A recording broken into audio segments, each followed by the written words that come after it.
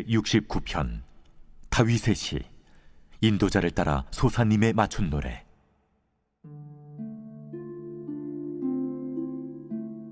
하나님이여, 나를 구원하소서.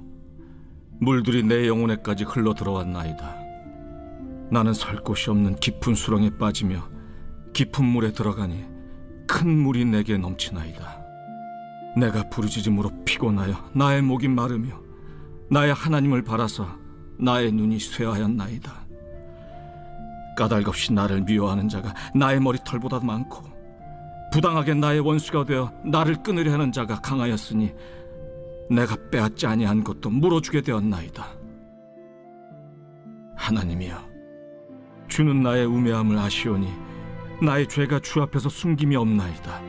주 만군의 여호와여, 주를 바라는 자들이 나를 인하여 수치를 당하게 하지 마옵소서. 이스라엘의 하나님이여, 주를 찾는 자가 나로 말미암아 욕을 당하게 하지 마옵소서. 내가 주를 위하여 비방을 받았사오니 수치가 나의 얼굴에 덮였나이다. 내가 나의 형제에게는 객이 되고 나의 어머니의 자녀에게는 낯선 사람이 되었나이다. 주의 집을 위하는 열성이 나를 삼키고 주를 비방하는 비방이 내게 미쳤나이다. 내가 곡하고 금식하였더니 그것이 도리어 나의 욕이 되었으며 내가 굵은 배로 내 옷을 삼았더니 내가 그들의 말거리가 되었나이다.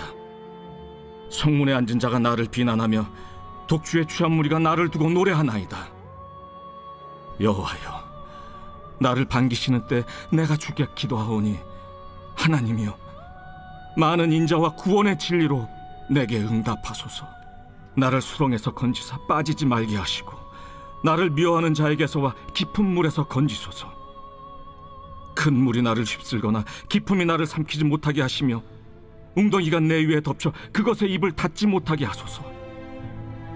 여호와여, 주의 인자하심이 선하시오니 내게 응답하시며 주의 많은 긍휼에 따라 내게로 돌이키소서. 주의 얼굴을 주의 종에게서 숨기지 마소서. 내가 환난 중에 있사오니 속히 내게 응답하소서. 내 영혼에게 가까이 하사 구원하시며 내 원수로 말미암아 나를 속량하소서. 오늘 하나님의 말씀은 시편 69편 1절부터 18절 말씀입니다. 제목은 역전승의 묘미입니다. 도쿄올림픽이 얼마 전에 폐막하였습니다. 올림픽 기간 중에서 우리나라는 많은 하이라이트 필름을 남겼죠. 압도적인 전력을 자랑한 양궁, 깜짝 금메달을 차지한 체조의 뜀틀, 높이뛰기 한국 신기록까지 감동적인 장면들이 상당히 많았습니다. 그 중에서 가장 우리가 마음을 졸이며 응원하게 된 종목이 있었는데요. 바로 여자 배구였죠. 특히 예선에서 일본전과 8강 터키전은 마지막까지 결과를 예상할 수 없는 명승부가 전개되었습니다. 제 기억에 특히 남았던 경기는 예선에서 일본전이었는데요. 마지막 5세트에서 우리나라는 일본에 14대 12로 지고 있으면서 절망적인 순간이 찾아왔습니다. 그런데 그때 정말 기적과 같은 일이 일어났지요. 한 점만 내줘도 지는 상황이었는데 거짓말같이 연속적으로 4점을 연거푸 득점을 하며 16대 14로 경기를 뒤집어 버렸습니다. 가뜩이나 이 경기는 8강 진출이 걸린 중요한 일전이었는데 우리나라가 일본의 이김으로 8강을 확정짓게 되었고 이 경기의 후유증으로 일본은 8강 토너먼트에 올라가지도 못하고 탈락해버리게 되죠.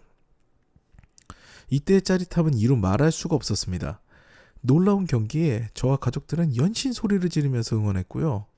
역전승을 거두게 되자 방방 뛰면서 기쁨을 나눴습니다. 이와 같이 역전승은 단순히 승리하는 것 이상의 감동을 줍니다. 특히 절망적인 상황을 딛고 만들어낸 역전승은 감동이 더하지요. 그렇기 때문에 이번 올림픽의 가장 결정적인 상황은 그런 장면은 여자 배구팀의 역전승이 아닌가 싶습니다. 오늘 말씀은 상당히 절망적인 상황으로 시작이 됩니다. 혹시 예전 예능에서 목욕탕 물을 빼는 대결을 보신 적이 있으신지요? 같은 사이즈의 목욕탕에 물을 받고요. 한쪽은 그냥 마개를 열어서 자동으로 물이 빠지게 하고 다른 한쪽은 여러 사람이 돌아가면서 물을 퍼내는 시합이었는데요. 결과가 어땠을까요? 마개를 열자마자 물이 빠지는 속도가 엄청납니다. 사람이 도저히 이길 수가 없어요. 그런데 오늘 본문의 시작이 어떻습니까? 그 엄청난 속도의 물이 내 영혼에 스며든다는 것입니다. 그 물은 어떤 물입니까?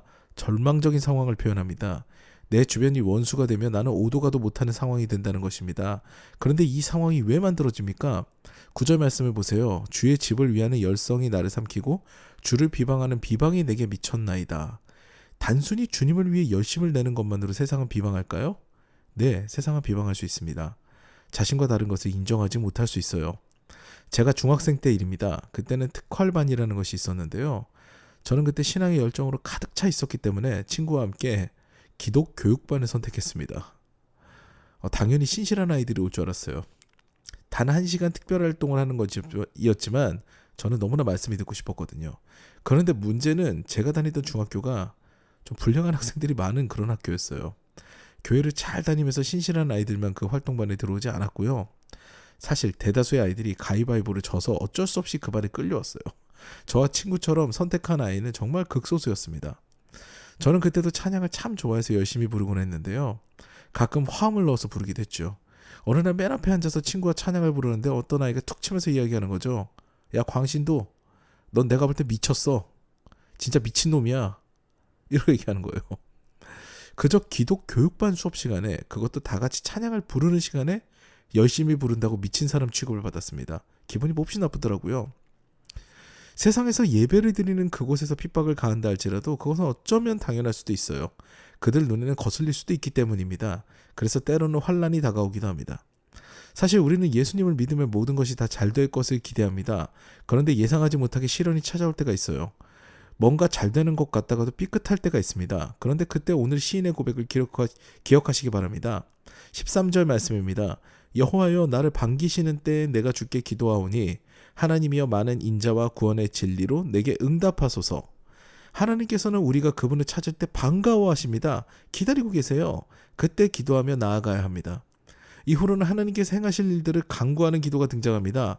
이대로 이루어지면 완벽한 역전승입니다. 14절부터 15절 말씀인데요. 나를 수렁에서 건지사 빠지지 말게 하시고 나를 미워하는 자에게서와 깊은 물에서 건지소서.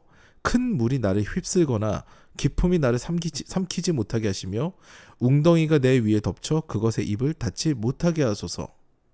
주님께서는 이 상황을 반대로 만드셔서 우리를 건지시기에 충분하신 하나님이십니다. 그 하나님께 의뢰하라는 거죠. 사랑하는 여러분, 예수님을 믿음으로 때로는 입게 되는 조롱과 시기가 있습니다. 그런데 주님께서는 그 고통을 당하는 우리를 내버려 두시지 않아요. 오히려 상황을 역전시켜서 주님의 영광을 나타내시는 분입니다. 오늘도 그런 역전의 하나님을 기대하시면서 하루를 시작하시는 저와 더 사랑 가족 여러분 되시기를 주님의 이름으로 축원합니다. 이제 다 같이 기도하시겠는데요. 오늘 말씀과 같이 우리가 주님의 일에 열심을 다함으로 오히려 시기와 조롱을 당할 때 그 상황을 역전하여 주님의 영광이 되기를 원합니다. 라는 기도를 드리시고요. 이어서 주님의 복된 소식이 나의 삶을 통해 날마다 증거가 되기를 기도하시겠습니다. 아울러 마지막으로는 각자 개인의 기도 제목을 두고 오늘 새벽에도 잠잠하게 주님 앞에 나아가서 기도하는 시간을 갖겠습니다.